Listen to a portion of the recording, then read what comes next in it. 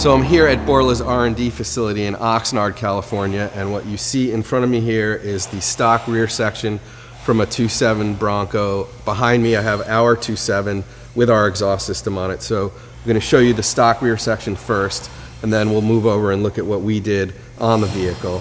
I thought I'd start in this position because it gives you a good shot of the inlet. The muffler's actually oriented in the opposite direction. I'm going to turn it around in a minute, but this is the inlet. It looks like it was cut, but it wasn't. It comes like this from the factory. There's a factory clamp on here.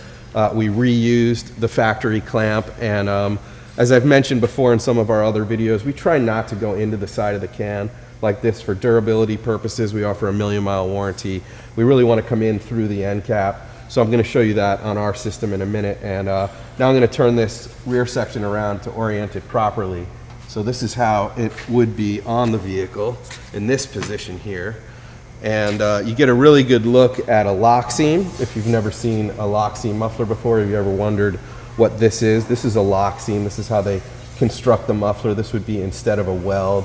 Obviously the Borla mufflers are going to be fully welded, and that helps with durability as well. But I think one of the most important things to point out on this system is this hanger here, because it's very visible from the rear of the vehicle. When the vehicle's on the ground, you kind of see this hanger hanging below, and we thought that we could improve upon that look. It doesn't look so great hanging like that. We wanted to get it tucked up under the bumper. So now let's go over and take a look at what we did on the 2.7 with our system. As I had mentioned earlier, we're reusing the stock clamp on the inlet, but we want the Borla inlet to come in through the end cap as opposed to the side of the muffler. So that's what we've done here. It's a single inlet muffler with a dual outlet so that we could get this look of two different tips. We've tucked everything up really tight so you get excellent clearance with this system, and in order to do that we had to move that hanger that I was talking about earlier to get it up tucked inside the bumper, which also makes it less visible or not visible at all. So you no longer see that isolator hanging right here. And we offer 3 different sound levels